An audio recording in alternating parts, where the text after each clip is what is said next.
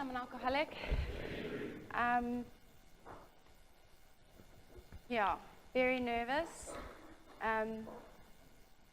Just a very different nervousness. I remember sitting here, the first meeting, I was in treatment, and I think I'd been about 5 days clean, and I was shaking just as much as I'm shaking now, but it was that hopelessness and that desperation and that pain. And today I sit here, and I remember hearing it in the meetings where people would say, I'm grateful. And I would sit there and go, like, how the hell can you be grateful? You know, how can you be grateful to be an alcoholic? Because I was in so much pain, because I didn't see any hope. I didn't think there was a way out from how I was feeling. But yeah, I hope I don't talk too much about the bad times, because recovery has, it's given me so much. So I hope I don't babble too much about the bad times. I'm just going to give a quick history of myself. I was born into a family. I had 3 siblings, 2 sisters and a brother. I had my parents, they're still married today. Very supportive family, loving family. I have a lot of memories, of a happy childhood.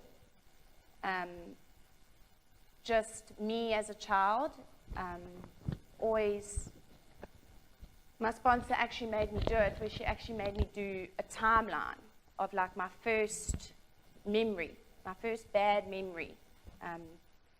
And it was of me being scared. And that's as far as I can remember, is I've always been a fearful person. Just very, very fearful. Fearful of not doing everything right, fearful of disappointing others, disappointing myself, expectations of myself, just wanting to do everything, right. And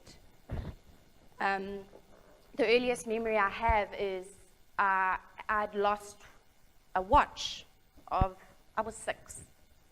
And I don't know where I'd put this watch of this friend of mine. And it went on for about like 2 years, where I was fearful to go to school. I was fearful, like I had sleepless nights. But I didn't tell my parents about the fact that I'd lost, a plastic watch. It's something so small, but it's so, like, important, because it's shown me how fearful I've been. Like, instead of just going to my parents and saying, listen, I've lost a plastic watch, what like a normal person would do. But I was too scared, because like, I'm going to get into trouble, or what's going to happen. And this girl actually told me it was worth R1 million. And I believed her. And I used to think at night, I used to go, okay, so I used to ask my dad, like, how much was his salary? Because like, I needed to find out how we were going to get this R1 million. But obviously I hadn't told him. And that continued, throughout my school years, just very, I couldn't do anything wrong. I was very hardworking at school, very, I had to get the top marks, and just very, that continued up until high school. And I know a lot of people talk about when they had their first drink, that they wanted to drink again. That wasn't me. When I had my first drink, it's not that I went, oh wow, I'm going to drink again.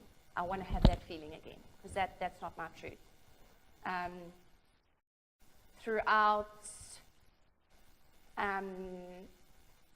after school, I'd gotten into my first relationship, because I wasn't interested in boys at school. I was very, if you want to call it nerdy, I don't know if that's the word. I don't like that word. I'm a teacher, so I don't like it when my kids say that.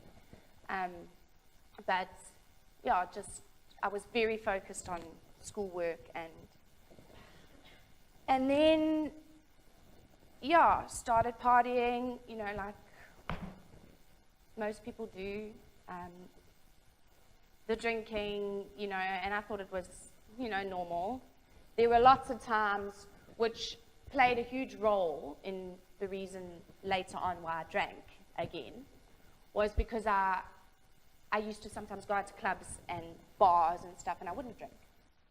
You know, I wouldn't need to have alcohol to feel who I was.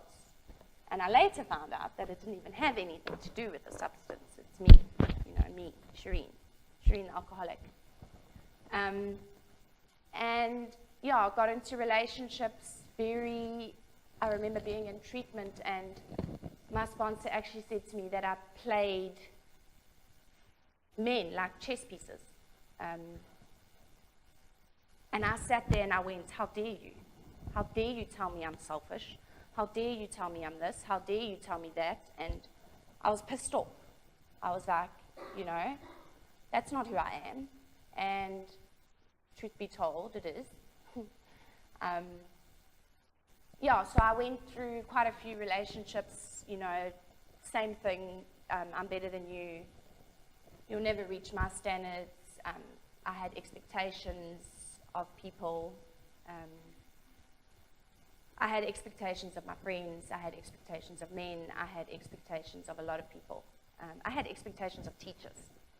Like, if a teacher didn't give me an A, like, for effort, my dad actually went to the principal office once because he wanted to know why my child didn't get an A for effort.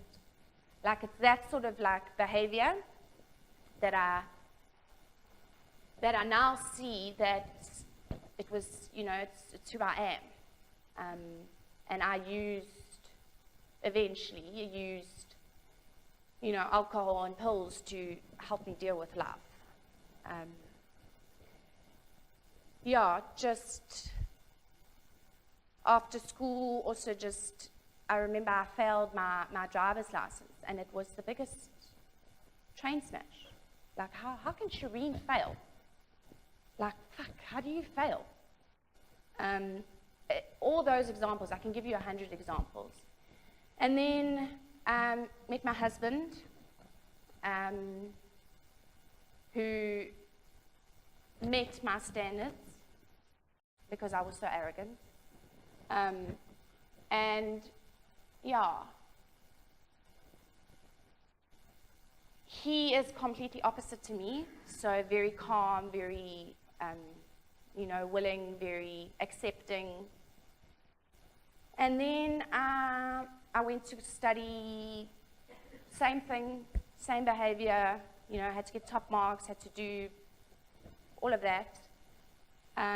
Then went later on to study my honors, and I remember getting my honors results, and I hadn't gotten cum laude, and I actually landed up in hospital because I couldn't accept the fact that I hadn't got cum laude for honors, because, you know, it's not the best.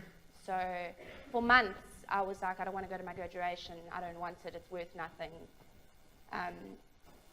Like, completely anti it. I had a friend that I was doing honors with, and she was so excited. She was like, oh my God, I got my honors. And I was like, screw this, you know, I don't want it. So it's all of that sort of behavior.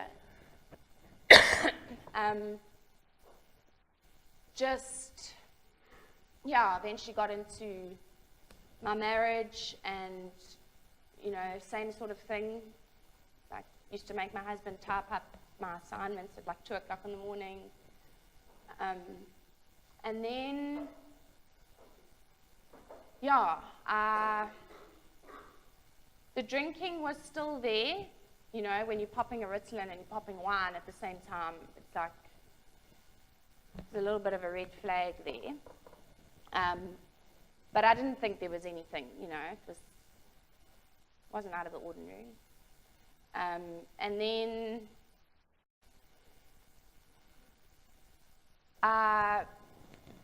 my baby came along, my little boy, who's now nearly 4, and I wanted to be the perfect mother.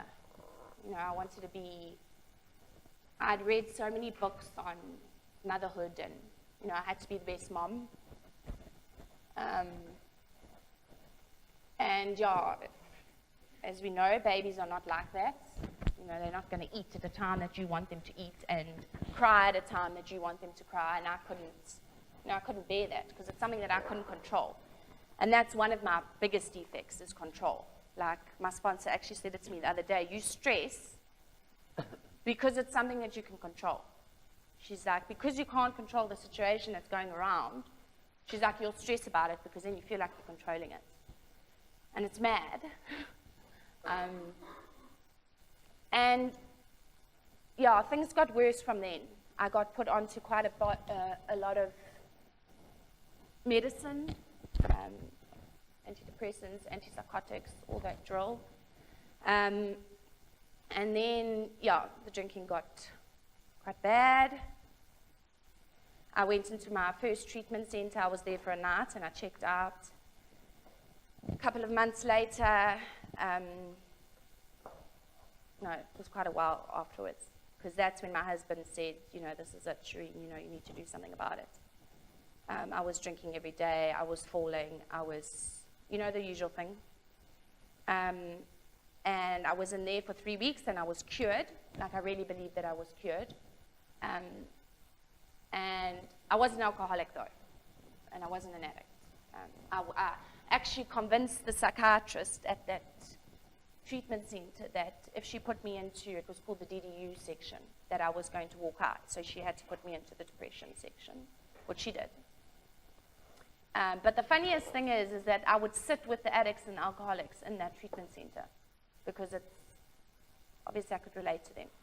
But I wouldn't sit with all, the people that had depression or whatever. Anyway, after that, so throughout this time, I'm talking like, I don't know the length of time, but it was the constant thing. I'm not going to drink today. I would obsess the whole day about the fact that I'm not going to go to the bottle store. I'm not going to drink. And by 2:30, I was on my way. And I would land up in the bottle store and I'd go, how the fuck did I get here? Because this morning, I promised my husband I wasn't going to drink. And yeah, that's the obsession, it's the mental obsession. And I would be drunk every day by the time he came home. That's why I know that there's a higher power, my God, I call him God, because I don't know how I didn't kill someone on the roads. I don't know how I didn't hurt my child. Eventually, it got really, really bad. Really, really bad. I'm talking where by the time I'd walked into my treatment center, my last treatment center, I was about 10 kgs lighter than what I am now. So I was literally I was skin and bone, completely hopeless, broken. I wanted to die. I did. I really did. I wanted to die. And yeah, eventually my family had got involved because my husband was quite a bit of an enabler, but not of his own fault because he didn't know what else to do with me, Eventually my family got involved and yeah, it had gotten really bad when my husband had left with my child. And yeah, I went into my first treatment center up on the hill, and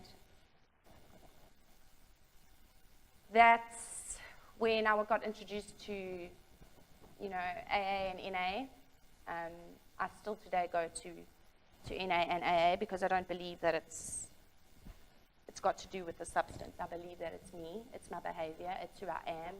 I can't deal with life on life's terms without my higher power, my sponsor, meetings. Like, I know I can't. Anyway, I went into the treatment center, and I was good. I don't think I purposely put on like I'm a good girl, I can do this show, because that's my natural thing. I go to, okay, I want to get better, I can do this, and I'm going to do it right, and I'm going to put my all into it, and and that's what I did. And sure, I remember speaking to someone who's still one of my friends today. He said to me, it was about a week before I was leaving my treatment center, and I said to him, maybe I'm not an alcoholic. Maybe it was the pills. I was on so many pills, and I know they make you crave alcohol. I know they do. And he actually wrote it in my book, where he said, Shireen, you were an alcoholic before you picked up a drink or a pill. And I see that now. I see that today. I stayed there for 3 months, and I was sure. By the time I left my treatment center, I really was. I was a spiritual guru. I knew it all. I had, And then I stopped going to meetings. Like, I remember Don always saying it, keep it simple, go back to the basics, keep those basics. And I wasn't speaking to my sponsor, and she actually said to me the one day when I phoned her, she said to me, Shireen, I'm going to get a phone call from your family saying that you have relapsed. And I was like, whatever. Like, I'm fine. I'm not going to drink. I know that it can kill me. Oh, I had left out the fact that I'd had 3 seizures before this from alcohol withdrawals, and been in hospital numerous times, and detoxing and blah, blah, blah. And I know I said blah, blah, blah like lightly, but it was bad. And then, I started researching about all the pills that I was on, and I was like, maybe it is the pills. I was going through a rough time. I had postnatal depression, which I, in my experience, believe that it wasn't. I believe it was just my hormones that were, like normal people go through. And I started researching. So I went to all these articles, and I was like, see, this one makes you crave alcohol, and that, and this.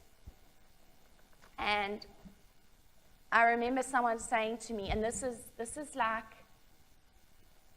for me, it was like an answer for me, because someone said to me, but Shireen, you weren't that bad.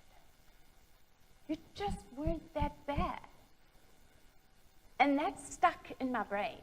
I was like, maybe I wasn't that bad. Now I know that I was that bad. I know I was. I was on death's bed. And that's, I obsessed about it. I was like, so maybe I'm not that bad. Maybe if I just have 1 glass of wine, I'm not on pills anymore, I'll be fine. But this is why this disease, it's so cunning, it's so powerful, because that's what I did. I had my glass of wine, I went into the bottle store, bought my bottle of wine, and I didn't finish the glass, and I was so proud of it. I said to my husband, look, I haven't even finished the glass of wine. I don't even want one. But that obsession for the next couple of days was like, I couldn't function. I was like anxious, discontent, just irritable. Very quickly, and I sit here today saying I'm grateful that it happened quickly, because my disease it progressed very, very, very quickly. Within a couple of days, I was back to pure vodka. I was hiding it in cough mixture bottles, shampoo bottles. When you have a long shower and you need to really get clean, that's what I was doing in the shower. It got into that stage where, my husband had taken my cards away again, and he didn't know what to do, And then, I had 2 choices, because I knew what was coming. I knew what was coming. I knew the pain. I knew the absolute destruction I was heading towards. I knew it because I'd been there. And I think I drank for about 2 weeks, about 4 days solid. I took off work and I just drank all day. And eventually I was like, okay, I've got two choices. I either carry on and I'm going to die, or I go back to what I know where there's hope and where there's help. Because the first time round, I didn't know where there was help. You know, I didn't know about AA, I didn't know about NA. But this time I knew that feeling I had when I was clean. I knew that feeling of hope. And then, yeah, detoxed, which was, sure, they say treatment is bad, but that relapse was 1,000,000 times worse. Just the feelings of absolute shame, guilt, complete hopelessness, just, yeah. But the amazing thing is that I knew that there was help. And I did. I went straight back in. I called a friend from the rooms, and she met with me, and she said to me, you know, get into meetings. And on the Saturday, I hadn't slept for like 2 days, because that's what this detox does to me. I don't sleep. And I was on, my husband was on his way to take me to a herbal shop to get me to something, you know, something to sleep. And I had another seizure, so I landed up in hospital again. And I remember the doctor sitting down with me, and she said to me, Shireen, you know, you might not make it next time. And that hit me hard because I knew that. You know, I knew. You know, she said to me, the next seizure you have, you might not make it. And I didn't want to feel like that again. You know, I didn't want to, not only about the physical feelings, the emotional feelings, you know, that so spiritually low. I didn't want to feel like that again. And I went straight back in. I don't remember my first meeting, because I'd had a seizure like a couple of hours before. And I did 90-90 every day in winter, which I hate. And yeah, it's been such a different road this time. You know, it took me 8 months of my second time in recovery to go, shit, maybe it's me. Maybe it is me. Maybe it's Shireen, the alcoholic, who can't deal with life on life's terms. She needs help. And I remember that moment. I was sitting in my sponsor's room, and I just said to her, like, I can't do this. I can't. You know, I can't do this, even though I had been praying every day and doing my steps. And step 1 took me 8 months. But it was a different feeling. It was a feeling of, I completely surrender. I've conceded defeat, like I can't do this alone. And that's when I really started to feel recovery. The gifts of recovery I can sit and talk for. You know, I've got a little boy who I've only started now, after like 14 months in recovery, started to connect with. You know, I didn't have that connection that all mom spoke about. It was always the easier, softer way with him. And now I'm starting to, you know, the first year was all about, you know, I haven't had the desire to drink, because I remember on that 29th of April dropping down onto my knees and going, God, help me, because I can't do this. Just take this desire to drink away. I don't know tomorrow. I might have the desire to drink. I don't know. But today, and the last nearly 14 months, I haven't had the desire to drink. I have, my relationships back with my family.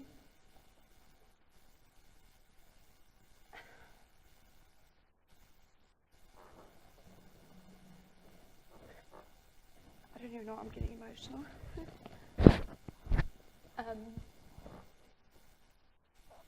And it's such a fulfilling feeling. This program promised me freedom, freedom from addiction. And that's what I've gotten, Do I get it perfect every day? No. I most certainly don't get it perfect every day.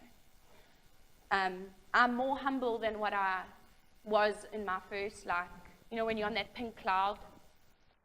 And I hope and I pray every day that I stay as humble as I am today, because as soon as I start getting arrogant, or as soon as I start saying, I've got this, that's when I know I'm in trouble. Because I'm never going to just have it. It's a daily what's it called? That word. And that's what I have to do. I get down. I remember Don saying it to us in the treatment center. Get down on your knees, because this is a program of action. It's not, oh God, please help me be like this today, and please give me the strength and the knowledge to carry out your will. Because I also have to do. I have to put in the steps. I have to call my sponsor. I have to do my step work. I have to be, aware of my behavior, because it comes out so quickly, where I can just be, I can be manipulative, and I can be selfish, and I can be, I'm on that racetrack where I don't stop, and there's no in between with me. So I've got my holidays coming up, and I can be that person that can watch DVDs for 5 days and not do anything. But then I can be that person that will not stop and sit at all for the whole day until 8 o'clock, or till 7 o'clock when I'm actually at a meeting. And my husband actually has to say to me, baby, can you please just sit? See, there's no in between with me. And I have to consciously make a decision to actually go, okay, Shireen, slow down. Even if it is in the shower, just to calm down, just to breathe, just to, to actually become aware of the fact of where I'm heading. And I say it in every single meeting, because every single meeting that I've been in, I've said how grateful I am, because I am. Because this program, my higher power, my sponsor, people in the fellowship, have given me the life that I have today. Life is life. I remember being in here in the first meeting and going, oh my gosh, if I stop drinking and I stop taking my pills, life is going to be so perfect, it's going to be amazing, and I'm going to be happy for the rest of my life. And that's just not my truth. Life has been fucking life. Sorry for my French. And I've had to deal with life. But I've been able to deal with it without having to go, let me reach for something. Let me reach for something to help me get through life. I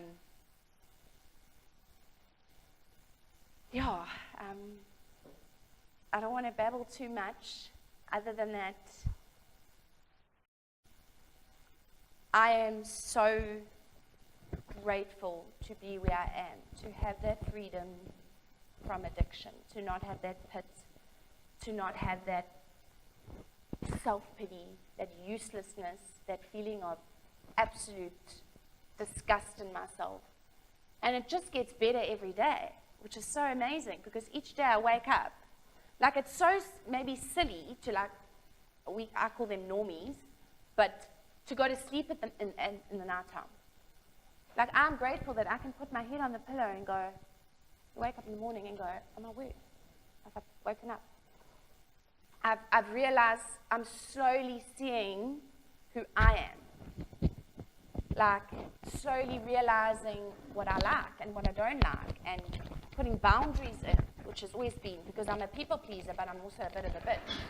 So I'm like, I can be like, stuff you, but I can also be like, okay, sure, not a problem. So I've had to work on that, and I'm still working on it, and there's still so much that I have to work on. But I wake up today with a grateful heart that I'm clean and I'm sober, and I can go and play with my little boy, and I can be a mom to him. And I was actually writing a letter to my dad last night, and it was such a crucial moment, because I realized, like, how grateful I am. Because when my dad sat and cried in front of me, he's not an emotional person, the only thing that was going through my head was, how much longer are you going to talk? So I can go and get my wine underneath my son's toy box or wherever I used to hide it. So yeah, very grateful. I think I'm going to end it there.